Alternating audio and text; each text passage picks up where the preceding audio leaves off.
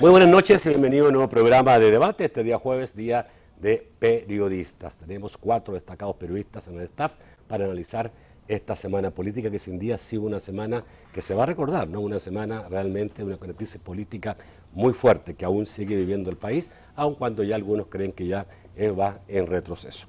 Vamos a presentarle inmediatamente a mis invitados de esta noche, Ricardo Chacón, editor jefe del diario de hoy. Buenas noches, Ricardo, bienvenido. Nacho, buenas noches, compañeros. Un gusto estar acá.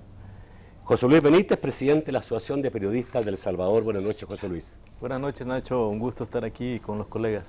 Lafit Fernández, buenas noches. Buenas noches, Nacho, compañeros y televidentes. Chico Valencia, buenas noches. Buenas noches, Nacho, Ricardo, José Luis, Lafit, amigo y amigo televidente. Un saludo hasta Santa Ana, a Juan Antonio Mena y a su padre Mena Laguán, que nos están viendo a esta hora. Bueno, obviamente el tema de esta semana es no solamente las elecciones del pasado domingo, que produjeron un resultado increíble, muy sorpresivo para todos. Yo ayer incluso hablaba con gente del partido femenino y me decían, para nosotros también fue sorpresivo que haya terminado casi empatado. La diferencia, ya hecho el conteo de las actas, es solamente de 0-22, lo que creo que es primera vez que se produce en una elección presidencial en el país un resultado tan estrecho. 6.200 o 6.300 votos aproximadamente, esa es la diferencia, pero también la semana se caracterizó por los reclamos del Partido Arena alegando fraude, incluso digamos poniendo recursos que están pendientes, lo que no ha permitido todavía que el tribunal establezca ya la calidad de presidente electo. Bueno, ¿quién empezamos? ¿Ricardo? Bueno, ¿Sí? Yo creo que de una u otra manera vamos ya de salida en este tema. No creo, y más bien casi estoy seguro, de que en los próximos días la batalla legal continuará, pero no se va a convertir ni Arena ni Norman Quijano en un López Obrador. Yo creo que la experiencia de López Obrador en México, sobre todo cuando hace 10 años, realmente fue desastrosa, y no solamente personalmente, sino como partido y además como país, el mal que le hizo cuando el gobierno instituido había ganado las elecciones, muy cuestionadas si se quiere, pero que un gobierno incluso hasta paralelo causó bastante desastre a México. Creería que esto, por esta razón acá, no va a pasar. Además, también porque hay otra razón que yo creo que es más de peso también en este sentido, es que ambos partidos tendrán que replantear de cara al futuro lo que es hacer gobierno 50 y 50 en buenas cuentas. Eso implica una diferencia cualitativamente que 12, 15, incluso 20 puntos que pronosticaban algunas encuestas hubiese sido un panorama distinto. En cambio ahora con 50-50 eso implica la necesidad de generar espacios, puentes de diálogo y de discusión de cara a resolver los grandes problemas del país, porque la otra semana o esta semana habrá que resolver, bueno, comenzando los 1.500 o 1.200 millones que se necesita para terminar este año, ¿no? Entonces, para medio terminar este año, eso va a implicar mucho diálogo, mucha negociación. Ok, José Luis, ¿sigues tú? Bueno, yo tomaría unos segundos para dar ¿verdad?, las condolencias a David. Bueno, yo también, sí, Díaz, por favor. Que ha sido... En nombre de todos. Sí, que ha tenido esta tragedia, ¿verdad?, este día, en este accidente de helicóptero, que trabajaba en el grupo Radio Estéreo, así que un saludo y condolencias a la familia, a los colegas de comunicación del grupo Radio Estéreo. Bueno, yo alegrarme que a personas que conozco mucho, tengo mucho cariño, como Jonathan Perdomo, tuvo la también suerte de Canal 12. De salir ileso, casi ileso, ¿no? Casi Sí, ileso. poca cosa. Sí. Sí, pero realmente fue muy impactante, y bueno, saber, digamos, que el piloto y el periodista suizo también, digamos, quedaron relativamente con muy pocas heridas. Eso es casi milagroso en un accidente aéreo. Lamentar, por supuesto, la muerte de este periodista radial, David Díaz. sí. Bueno, entrando en el tema de lo que está sucediendo en el país en estos últimos días, yo creo que estamos viviendo yo lo llamaría una crisis política, pero enfatizando el sentido de la crisis en el punto de, no del caos, sino de una oportunidad creo yo importante de consolidación de la democracia en El Salvador. Hay varios, dijéramos, análisis que se han hecho a nivel mundial sobre cómo una sociedad transita de un conflicto a una sociedad más democrática. Hay unos autores europeos que han hecho un conjunto de estudios de países donde estamos nosotros como país, como El Salvador incluidos en este grupo de países, y ellos identifican 3 elementos importantes para que una sociedad cambie de un conflicto a una sociedad democrática. En primer lugar, que haya respeto a los derechos humanos; en segundo lugar, que hayan elecciones libres y transparentes; y en tercer lugar, que existan medios independientes. Yo creía que este punto de las elecciones y de la transparencia estaba resuelto en el país relativamente, es decir, desde hace 20 años, de 1994 a este momento, yo no recuerdo que se haya planteado un fraude, que haya alguien dicho aquí ha habido un fraude masivo o una situación como la que hoy se está argumentando. Entonces yo creo que sí es un momento interesante para poner en cuestión la solidez de este Estado de Derecho, de la institucionalidad del país. Y creo que se da en unas condiciones que efectivamente son bastante peculiares, ¿verdad? Porque, como es obvio, las encuestas plantearon que habían 10, 12, 14 puntos a favor del FMLN y eso no sucedió en las elecciones. Creo que ese es un elemento de estudio interesante. ¿Qué es lo que pasó? Creo yo que probablemente habría que analizar varios elementos, pero uno es que hay un voto que no era del FMLN, que era más del sector más, digamos, de voto de derecha, que luego se movía o no hacia Arena y que probablemente ahí estaba una indefinición o a lo mejor eso que suele pasar, que las personas le responden al encuestador algo, pero en realidad no es eso exactamente lo que está pensando. Pero yo sí creo que es importante resaltar en qué contexto de opinión pública venimos. Es decir, venimos en un contexto de opinión pública donde el FMLN gana la primera vuelta por un margen amplio de 10 puntos, donde todas las encuestas de opinión pública del país, sin excepción, dicen categóricamente que el triunfo es del FMLN, que no es obviamente lo que son los datos, ¿verdad? Es decir, a la hora de la votación son los votos, pero te da una tendencia, y entonces en este contexto de una elección tan cercana y tan reñida, es como muy insostenible el argumento de que aquí hay un fraude, ¿verdad? Porque, bueno, es decir, el Frente ya ganó el 2 de febrero, todas las encuestas decían que iba a ganar, y un partido que tiene 10, 12, 14 puntos, es difícil pensar cómo es que va a estar pensando en hacer fraude, ¿verdad? Entonces yo creo que lo que Arena ha planteado sí es muy preocupante, sobre todo algunas declaraciones de algunos dirigentes del partido Arena que sí creo que pueden generar violencia política que ojalá no se dé y que es muy difícil luego detener, ¿verdad? A ver, concuerdo contigo de que, y creería yo que el FMLN no creía que estaba empatado. No lo creía días antes, previo pero tengo la impresión que el gobierno, el presidente lo sabía. Tengo la impresión. Que ellos sí tenían una medición más exacta de lo que estaba pasando, y de ahí tiene que ver mucho toda la presencia del presidente, que siguió permanentemente, a pesar de estar muy mal, de sentirse muy mal. Él hasta el día sábado no abandonó, no dejó de tirar los spots. Me llama la atención, digamos, sí, ¿cierto? De repente, los problemas que hubo con los Duicentros y la salida de militares, digamos, ¿cierto?, a custodiar fronteras, que fue una cantidad grande que no pudo votar. Yo sí creo, Nacho, y me lo han dicho algunas personas y se ha comentado también mucho en las redes sociales, pero fíjate que es más a la inversa. Es decir, más a la inversa en el sentido que algunas personas consideran que algunas declaraciones, algunos comportamientos del presidente incidieron negativamente en ese grupo de personas, pienso lo mismo, pero en ese grupo de personas que estaba indecisa, y entonces, y al final, alguno incluso me lo decía, bueno, para mí es un voto de castigo, no al FMLN, sino a Mauricio Funes. Bueno, pero el presidente creía que estaba haciendo las cosas bien, ¿no? Bueno, pero eso es lo que creo que es un factor que ha influido sin duda en los resultados. Sin duda. ¿Lafit? Mira, no sé, a mí me gusta un poquito la reflexión sobre lo que pudo haber o no pasado. Y yo tengo por lo menos mi propia hipótesis. Mira, yo siento que en la primera ronda este país o el votante privilegió, independientemente de errores de organización, de lo que sea, el votante privilegió o ganaron conceptos como lo moral, caso Paco Flores, o justicia social, o el concepto justicia como el vaso de leche o lo que sea. De ahí vienen unas encuestas, siento que las encuestas pegan un brinco y dicen, bueno, la brecha, pero...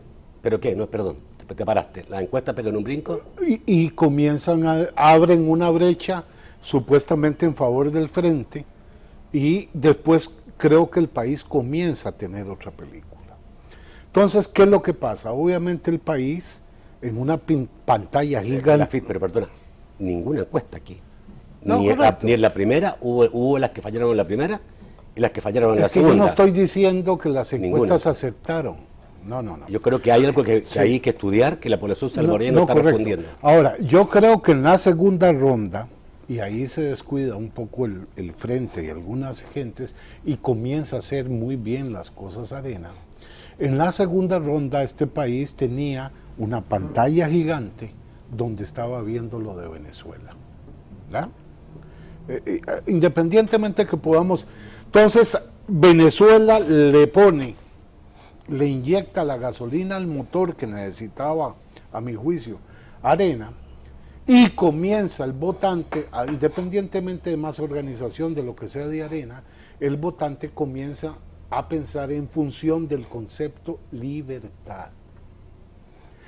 Y todos los estudios te dicen que cuando tú contrapones factores morales o factores de justicia frente a la libertad, se te va a crecer, la gente comienza a privilegiar el valor libertad. Yo creo que eso es lo que pasó en la segunda ronda, independientemente de otros que si fueron vagos, que no interpretaron, que no sacaron a mover a la gente, que si mejoró la campaña de Arena, o los spots de Arena, que mucho tenían que ver con eso, ¿ya?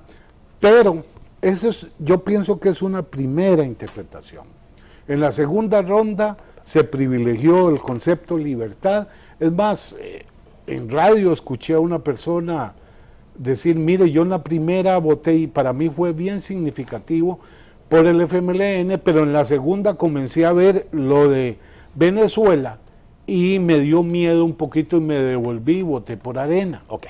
Pero yo creo que hay un segundo también margen de análisis, Nacho, que es importante decirlo. Este país, las votaciones históricas eran 60-40. En las que ganaba o ganó en casi todos, un poquito para abajo, un poquito Arena. Pero, ¿qué ha pasado en las últimas dos campañas? Tú tienes a un Funes que gana con el 50 y tienes ahora a Sánchez Serén que gana con el 50. ¿Qué significa? El país se empató. Y el crecimiento del frente es un 10%. Se volcó el 60 al 40. Ya lleva dos campañas donde el frente le dice a este país, señores, esto está partido a la mitad. ¿Qué ocurre con esto? Ahí es donde vienen los retos. O sea, que los partidos, los políticos, los medios y todos comencemos a entender que este partido exactamente de fútbol se partió a la mitad. Interesante tu comentario. Vamos a ir un corte, después vuelvo obviamente con Chico Valencia, que dicho de paso, si nos recordamos, hizo un cálculo, ¿no?, de lo que iba a terminar la elección pasada. En el programa pasado, sí dijiste... Yo lo que dije que iba a ganar el frente y ganó el frente. No, pero dijiste no, que... No vayas a inventar otra cosa. Y ganó el frente. ¿Diste porcentaje? Y ganó el frente. Vamos al corte, ya volvemos. Y vamos a celebrar. ¿Diste porcentaje? Con la parada Chico Valencia, lo que estamos analizando los resultados de la pasada elección, el domingo pasado. Mira, Nacho, yo quisiera referirme primero a algo que dijo José Luis, que hay algunos que creen que quien ha perdido aquí es el presidente Funes. Aquí quien perdió es Arena.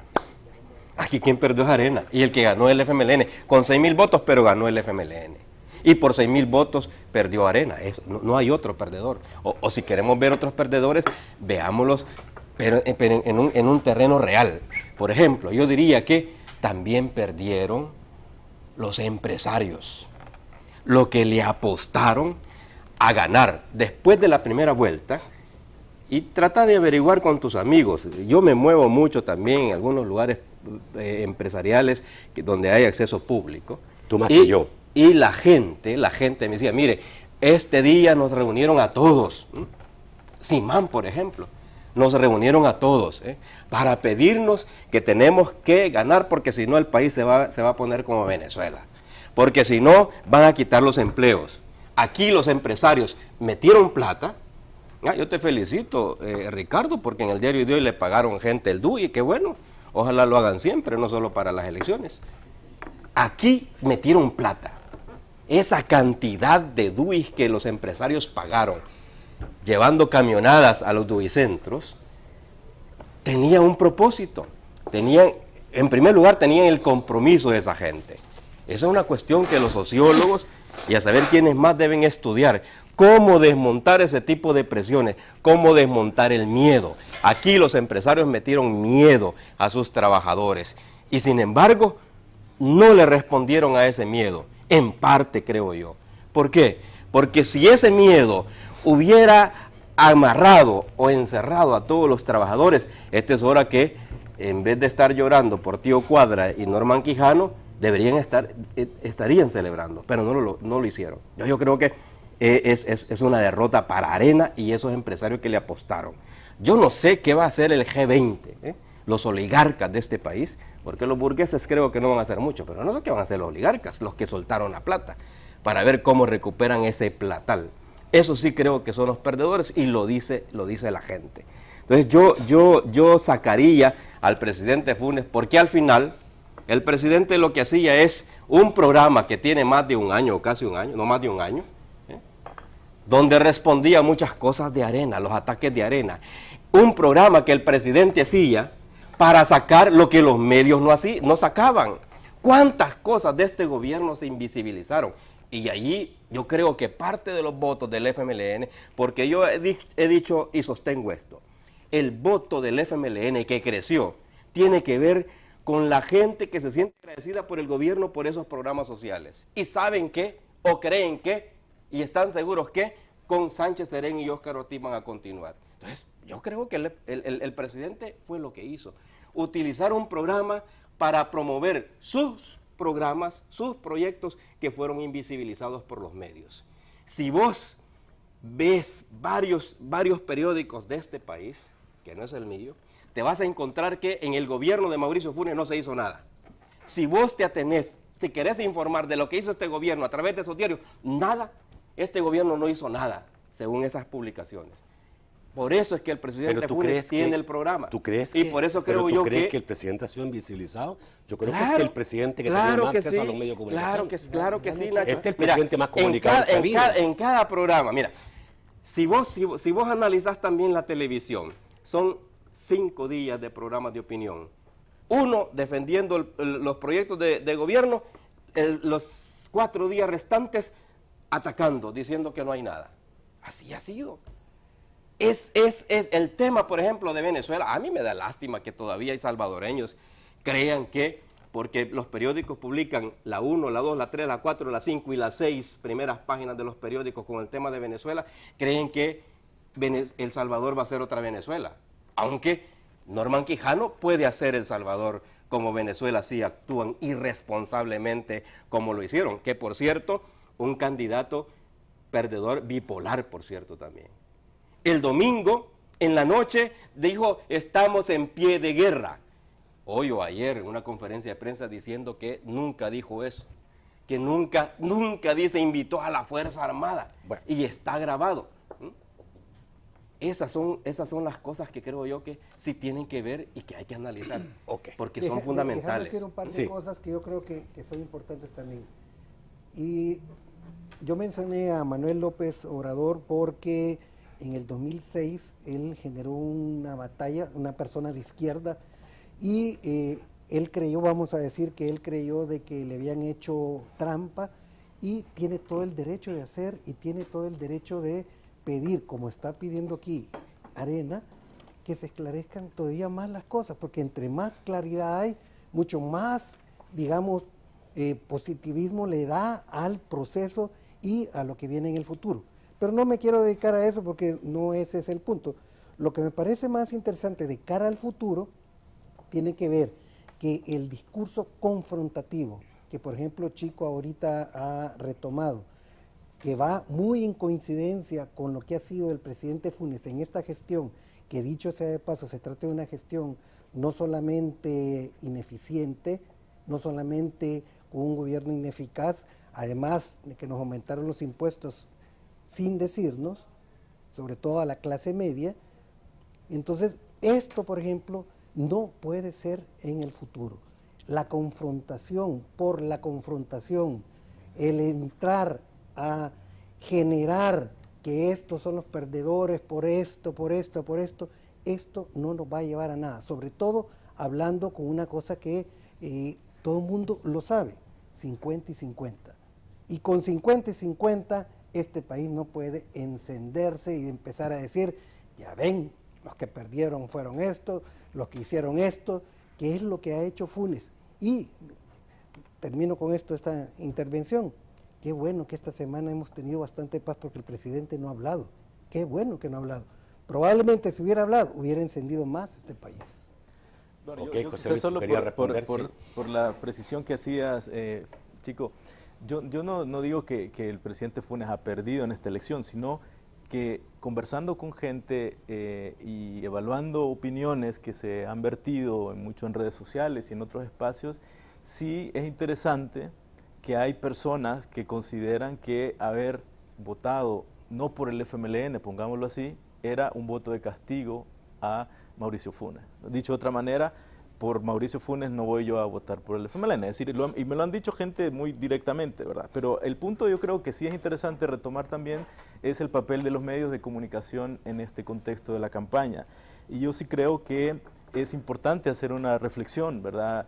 Sobre todo porque las campañas electorales y las elecciones son momentos claves donde yo creo la gente realmente necesita información de calidad, información que sea equitativa y que sea honesta con la realidad. Y yo sí creo que en ese sentido no solamente habría que revisar fallas de criterios periodísticos y de tratamiento periodístico de ciertos temas, sino además justamente cuál ha sido la información que se le ha brindado a la población sobre los hechos. Y el tema de Venezuela igualmente lo comparto, es decir, yo creo que es una cosa que seguramente se puede analizar desde el punto de vista de la comunicación política, cómo ha incidido en la percepción de gente sencilla que sí cree que esto fácilmente puede ser Venezuela, sin ver las diferencias enormes que tenemos y que yo veo muy difícil hacer la comparación, pero el tratamiento que se hace desde los medios sí creo que es peligrosa, porque es una realidad muy seria, es una crisis muy compleja, es una tragedia, es decir, son personas que están muriendo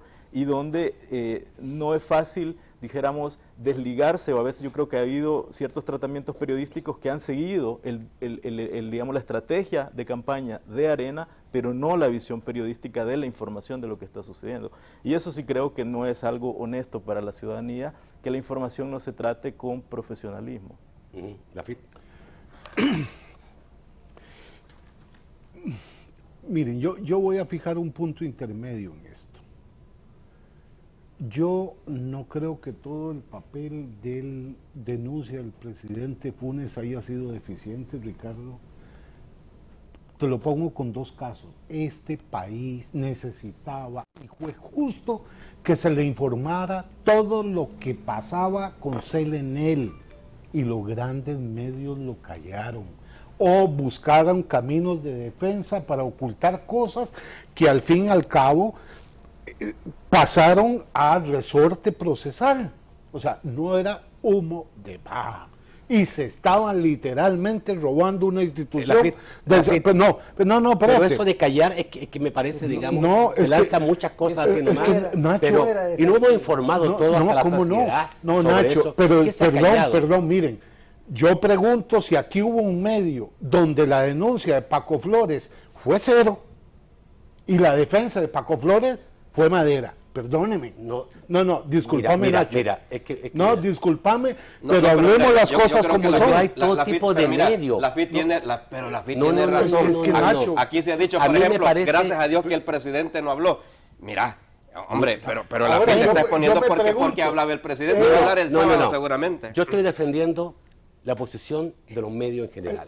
Aquí hay medios de todos los tipos. Estamos de acuerdo, yo no creo que alguien que tenga un medio sesgado puede criticar a otro medio sesgado. Vea la evolución de cómo se informaba sobre esos casos. Le hacemos un informado. estudio y te lo traigo aquí. ¿Acaso no tuvo un daño tremendo el Partido Arena por el caso Flores? Estamos y si los medios lo invisibilizaron, entonces ¿por qué no tuvo ese daño? ¿Por qué? Por presidente. Sí, no lo han invisibilizado el caso Flores. ¿Cómo arrancaron con Flores? Hace memoria, En este ya programa, la perdiste. aquí hicimos en debate unos 10 programas hablando de ese Nacho, caso. con todo Esto no es respeto, invisibilizar, el todo lo contrario. Nacho, con todo respeto, el día más grave de los cargos de Flores, aquí lo que tuviste fue la defensa. Y a nadie le explicaban en este país qué estaba pasando. Perdóname, Nacho, con Pero todo si yo tuve respeto. hasta el presidente aquí hablando pero precisamente ¿cuándo del después? caso Flores. ¿Cuándo después? No, yo puedo ¿Cuándo? probar, Sí, estamos de probar acuerdo, cómo trabajamos pero ¿cuándo nosotros después? en relación a la objetividad. ¿Cuánto después, Para nada. Nacho? ¿Cuánto después? Si quieres, me das 5 minutos del próximo programa y te hago toda la evolución de las informaciones. Nacho, no está ¿De bien. la lo que prensa has general dicho. o de este Pero- programa? De la prensa en general. Ah, Pero bueno, mira, pero es que yo no pero puedo. mira, no pero está bien, es que Nacho, no es justo. esas generalizaciones, porque No. aquí somos todos periodistas Es y correcto, todos escribimos y todos tenemos responsabilidad. correcto. ¿Y cuál es el gusto Pero de es hablar público. de la prensa en general? No, Poniéndose no, uno al. Nacho, pero si tú eres es parte que de la prensa general. Es correcto, pero pasaron Y tú tienes cosas voz que en este aquí no país. se quiso informar y que se silenciaron por días y días. Nacho, por Dios, Bueno, es la verdad. espérate.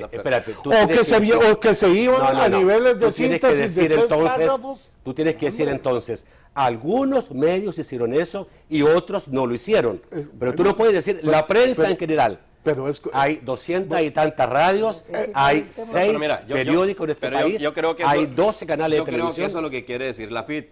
Pero yo creo que lo más importante, lo rescatable que la FIT ha dicho es que, en efecto, si el presidente no tuviera ese programa que todos quisieran que no lo tuviera, que se lo callaran, Que lo tenga, tiene todo el derecho. déjame terminar. Pero- Si no lo que no. tuviera, Claro, si el mandando presidente paguen no hubiera todos los tenido ese salvadoreños. espacio, esos temas no hubieran salido, Nacho. Pero- El tema Paco Flores Nacho, en él no y hubiera el salido. Eso es lo problema, que quiere mira, decir la ¿cuál es FIT. el problema? Sí, pero- Decir eso aquí, te está pagando FUNE o te está pagando Saco, No. te está pagando... No, hombre, no sean deslegitimadores. Sí, pero- así no se vale, La FIT, tú me has Nacho. escuchado siempre oponerme a esas generalizaciones de que los medios son los culpables, No, porque eso es sumamente peligroso, es correcto. porque el día de mañana ese es un motivo para que venga un gobierno totalitario y empiece a restringir No, los medios. no, Eso no. me parece No, sumamente peligroso. ojalá fuera Aquí hay motivo libertad de para- expresión Mira.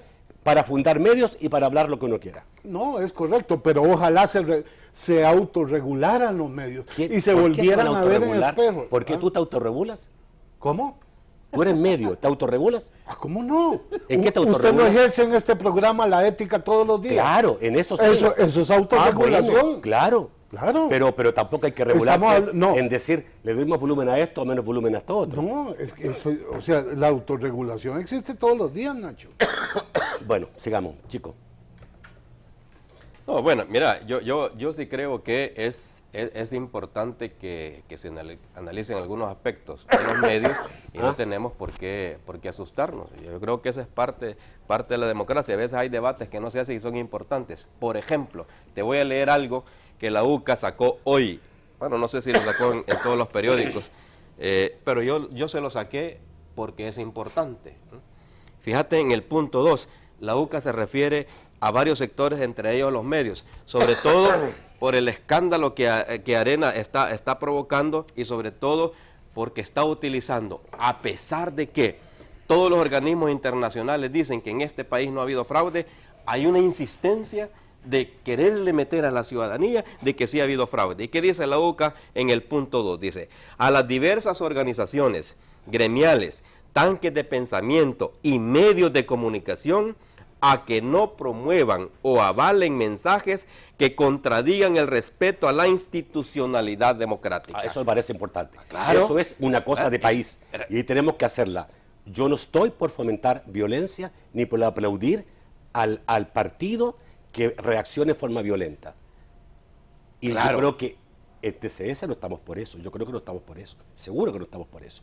Ni vamos a darle fuerza a que se encienda la calle y a que se creen situaciones antiinstitucionales ni Y antidemocráticas. qué bien que TCS no esté por eso. Y qué bien que los demás no estén, Todos los que por somos eso. cuerdos, Pero digamos. mira, Nacho, pero si vos ves algunos titulares, por ejemplo, ¿cuál es el titular de un periódico matutino hoy? 20,000 fraudes o no sé qué, 20,000 votantes. Mira, ¿Y por qué no pueden decirlo? hombre, Están... ¿Cuál es el tuyo? No sé. Ah, el mío es la noticia. La noticia es que el tribunal a la 1:15 terminó el conteo y Está dio bien. un ganador. Está Esa bien. era la noticia, Nacho. Está bien. No sacarla. Es a saber estar en qué. Pero luego decir que porque el otro dice que hay 20,000 falsos votos sin presentar ninguna prueba, porque por cierto, yo no sé si viste vos a Velado y a toda esta gente en la fiscalía, fueron a poner un aviso. Cuando si tuvieran pruebas, yo creo que no es aviso, vos que sos abogado, hubiera puesto una demanda, una denuncia, no sé cómo se llama, pero fue aviso. Es decir, creemos que eso no es serio. Y destacar un medio, destacar eso, es estar a la par de una estrategia de un partido político para crear caos en un país, Nacho. Eso es lo que creo yo. Pero yo no criticaría, digamos, cómo actúa otro periodista. Yo solo, digamos, hacer un llamado a la ética. No, está bien que vos no lo hagas, lo estamos haciendo nosotros, Tampoco lo estoy haciendo tú, yo. ¿Y cuál es el problema? ¿Por qué no? Si tú también Sí, es tienes que esto, además, subjetividades, todos tenemos Nacho, pero subjetividades. yo le estoy argumentando. No llamar a la La UCA violencia. está preocupado por eso. No llamar a la violencia seguramente es lo más cuerdo, y llamar a la institucionalidad, a la responsabilidad es lo que debemos hacer. Vamos al corte, volvemos rápidamente con más de este programa. Sigamos entonces, no sé con quién quedó con la palabra. ¿Sí? Creo que Ricardo. ¿Ricardo? ¿Está bien? ¿Sigamos? Ya, Ricardo. ¿Ricardo? Fíjate que de paso... Estamos al aire, Mira, Ricardo. sí, de paso quiero señalar un tema porque yo creo que es importante y hay que hablar las cosas también, como dice Chico, hay que hablar también con claridad. Fíjate que el tema Venezuela, y estaba oyendo que tú también así lo planteabas, es bajo la óptica de generar temor, miedo, porque El Salvador se pueda convertir en otro Venezuela. No, discúlpeme, no es esa la argumentación ni el raciocinio para entender el tema Venezuela en El Salvador, sino se trata de un candidato que no quiso discutir durante toda la campaña, que tenía como ideal la posibilidad de Venezuela, primero. Segundo, que tenía como posibilidad de financiamiento Venezuela. Tercero, que tenía como elemento fundamental una empresa, Alba Petróleos, que le dedicó horas y horas, y aquí sí, horas y horas, a spot publicitarios, que además ahora ya finalizaron, porque ya terminó la campaña. Si yo voy a hacer una campaña de imagen, la hago permanentemente, no la hago cuando termine la Pero vos sos campaña. comunicador y Entonces, vos sabés que las campañas se montan en el marco de correcto. una estrategia que tiene un periodo. Correcto, y ese periodo ¿Ya termina terminó? cuando termina la campaña electoral. Sí, Entonces, coincidencias, bueno, Ricardo. Entonces, el tema que está en crisis Venezuela no es porque El Salvador va a ser igual a Venezuela, sino porque ya no voy a tener como ideario un país que está con graves problemas y que probablemente va a empezar a cobrar más que enviar dinero a El Salvador. Entonces, también entremos a esa lógica, no es simplemente decir campaña en medio, de miedo, sino es también entender de qué se trata. Pero es que mira Ricardo, cuando vos sacas el tema de Venezuela y solo pones una parte de lo de Venezuela, se entra sospecha, porque yo veo Telesur todos los días y yo te garantizo, Si no pasa nada, garantizo, Ricardo, que no es totalmente como ustedes lo plantean en tu diario, por ejemplo. Hay problemas, obviamente, como hay problemas aquí. Yo no sé cómo estarán tratando cuando sale el alcalde Douglas Moreno a quemar llantas y detener los carros en Ilopango. Yo no sé cómo lo han de estar planteando en otros países, en otros lugares. Pero te digo, eso es una protesta que no es normal verlo en arena. Seguramente, y eso tendrá sorprendido a muchos, pero eso no nos quita el sueño a nosotros. Eso no quiere decir que hay caos. Inclusive, cuando Norman Quijano dijo que estaban en pie de guerra, pues nos pudo haber asustado ligeramente, pero no lo creímos. ¿Por qué? Bueno, bocón, dije yo, se le pasó la mano, pero ojalá que alguien responda, y qué bueno que la Fuerza Armada respondió, y son de las cosas que deberíamos debatir, son de las cosas que deberíamos discutir. Eso es muy correcto. Qué bueno que la Fuerza Armada salió y dijo, no es cierto, ningún partido político, ningún candidato nos va a manipular, porque la Fuerza Armada es obediente al acuerdo de paz y a la Constitución. Qué bueno que lo dijo, porque aquellos que pudieron haber tenido temores, ya eso era Creo que es importante debatir eso. Era suficiente. Ese fue un tremendo y profundo error del candidato Norman Quijano. Ahora, yo quisiera completar algo en el análisis. O sea, yo comparto lo que tú dices, Ricardo, que efectivamente Venezuela es un país importante, ¿verdad?, en el análisis de la coyuntura del país, pero es discutible la manera en que se ha hecho, porque yo creo que el Partido Arena evidentemente sí lo tomó como una estrategia de campaña, ¿verdad? Y incluso fue sancionado porque violentaron el código electoral que decía que no se podía sacar el nombre, la imagen del candidato, etcétera. Pero el punto para mí muchas veces está en el aspecto de si un medio de comunicación sí o no una estrategia política de un partido. O sea, el partido es un partido político y está bien que haga su estrategia siempre que esté en la institucionalidad democrática, pero los medios no tienen por qué seguirlo. Y entonces a veces cuando uno analiza en detalle la cobertura que se hace, queda esa duda si efectivamente lo que está ahí es información o es una estrategia también de un partido político. Ahora, el punto creo yo que sí me gustaría plantear es que esta coyuntura de la elección, lo que ha sido antes la campaña, lo que ha sido esta elección del 9 de marzo, me parece a mí que ha planteado al país una discusión interesante de la libertad de expresión, en un sentido más amplio, de movimientos, de organizaciones, de lo que estábamos planteando antes, de gente que dice que el presidente no debe tener este programa y al mismo tiempo dicen yo creo en libertad de expresión pero que el presidente no hable. Claro. Entonces, bueno, aquí hay unas contradicciones que yo creo que son importantes plantearlas y como tú decías, Nacho, creo que es importante cómo fortalecer la libertad de expresión ampliamente y con una regulación del tribunal que sin duda ha fallado en varios aspectos que son importantes evaluarlo y que se puedan corregir. José Luis, dame un minuto. Tengo en este momento una llamada del empresario Ricardo Simán en alusión a lo dicho por Francisco Valencia, es una aclaración. Buenas noches, Ricardo. Buenas noches, Nacho. Muchísimas gracias por recibir mi llamada y con mucho gusto. Doy las buenas noches a todos los patriotas y a todos los salvadoreños que están escuchando. He escuchado al señor Valencia expresar que nuestra empresa se ha personal para presionarle, decirle que tiene que votar por determinado partido político. Yo le quiero reiterar al señor Valencia varias cuestiones que él ha expresado notas y expresiones negativas hacia nuestra empresa sin ninguna base, sin ninguna prueba y sin ningún motivo. Y le quiero decir que hemos tenido la inspección del Ministerio de Trabajo, en el cual han incorporado libremente a más de 50 colaboradores nuestros y han podido constatar que en ningún momento se han tan siquiera mencionado con quién tienen que elegir. Sí, nosotros motivamos el patriotismo y que la gente cumpla con su deber de votar.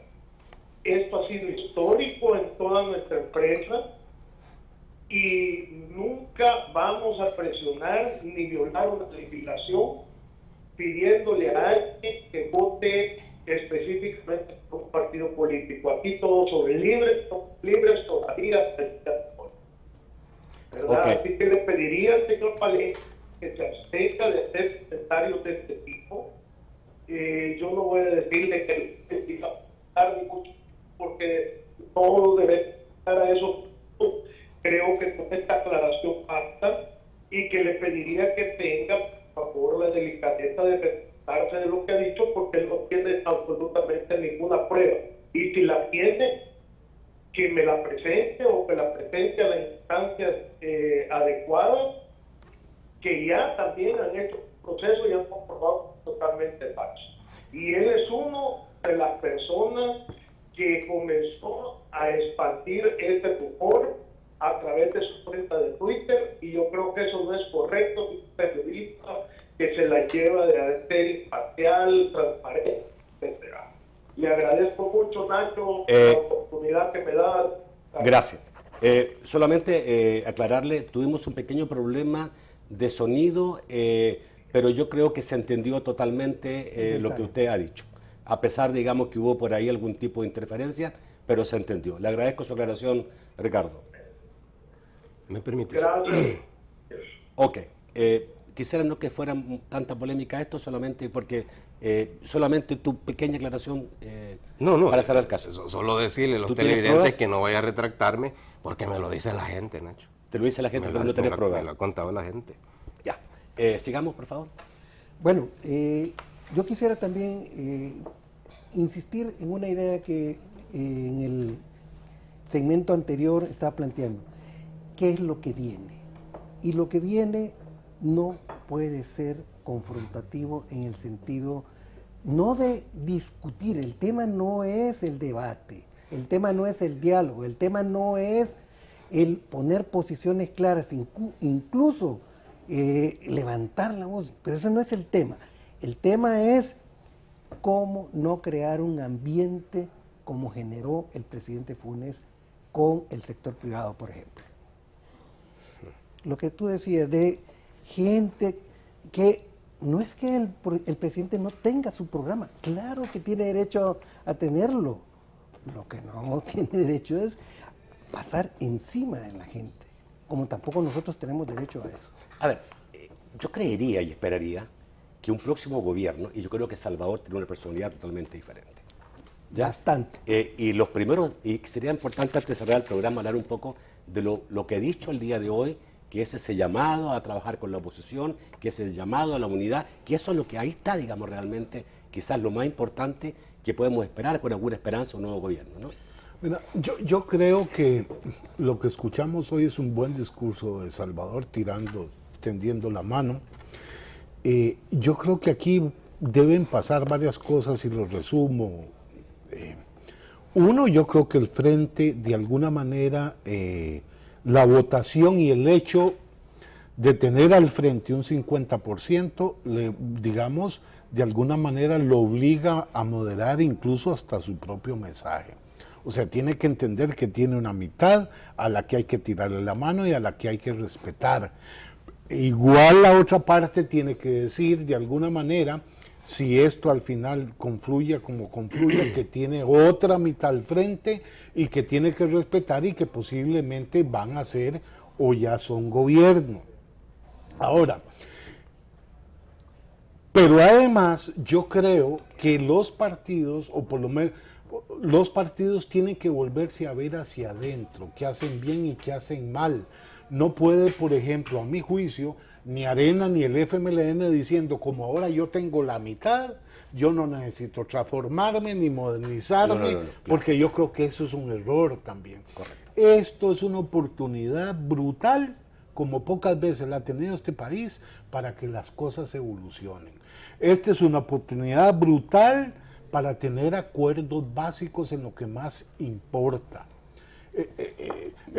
Así es. Me quedo con tu pensamiento, Mira, que me parece perfecto. Voy a un corte, tengo que ir a un corte, porque se me hizo muy tarde el programa. Yo no he participado, le diste media hora. Pobrecito, vamos al corte, volvemos rápidamente. Bueno, vamos rápidamente al último bloque con sus preguntas. Buenas noches, Francisco Bonilla. Muy buenas noches, estimados amigos. Dice Alex Flores, Chico, ¿cree que el pueblo les pidió más humildad a algunos malos dirigentes con esto de un ganador perdedor y un perdedor ganador? ¿O tienes otra lectura? Dice Alex Flores y le manda saludos de paso a Francisco Valencia. René Gómez dice, pregúntenles por qué Arena no acepta que perdió tanto dentro de El Salvador como con el voto del exterior, dice René Gómez. Elías Esaú Escobar dice, ¿por qué las encuestas tanto en primera como en segunda vuelta no acertaron ni cerca a los resultados? Mario Rivera dice, las casas encuestadoras no se equivocaron, ya que ellos no tomaron en cuenta la migración de votantes hondureños guatemaltecos, solamente encuestó a salvadoreños. Dice Edgar Ramírez, un exguerrillero, Sánchez Serén, será el comandante jefe de la Fuerza Armada. ¿Qué piensan al respecto? Dice Ron Orellana, pregunto, ¿los partidos Gana, PCN, PDC seguirán su tonito de apoyar al frente en todo en la asamblea o la pensarán ahora? Pregunta. Carlos Larios dice, si los votantes de Arena ya aceptaron los resultados, ¿qué buscan con alargar las cosas, exigiendo un conteo inconstitucional? Dice William Cáceres, ¿qué piensan de los casi 14 puntos que daban de ventaja y terminaron en 0.20? Un par de días más y gana Arena, más DUIS, más propaganda, dice el amigo televidente. No tenemos tiempo más que para las respuestas a estos responder las preguntas que se han planteado rápidamente. Participé, déjame contestarlas todas. Mira, en primer lugar, con mucho gusto, chicos. En primer lugar, yo sí creo que lo reñido del resultado, obviamente, llama a que conversen. Y lo ha hecho el candidato, lo ha hecho el FMLN y lo dijo hoy. No solo hoy, desde el domingo, después que el Tribunal Supremo Electoral dio los resultados preliminares, el discurso de Sánchez Serén se caracterizó precisamente por eso, por el diálogo, por llamar a todos los sectores, y hoy lo volvió a hacer. Lo que no sé es si Arena lo va a aceptar, que por lo que han estado haciendo hasta hoy, da la impresión que no. Ojalá el G20, el que habló hace poco, le pidan a la gente de Arena que conversen, que hay que salir adelante. Hay una cuestión, hoy estuvo en otro canal, el de la Diana, ¿cómo se llama? Hugo Barrera. Hugo Barrera lo hizo algo muy sensato. Dijo, ya es momento de darle vuelta a la página y pensemos por el bien del país. Ojalá Hugo Barrera, que es del COENA, logre convencer a Norman, a Portillo Cuadra, a Mason y a todos los que están alborotando la cuestión, que mejor se sienten para ver qué salida se le da al país, porque yo creo que ese debe ser el camino.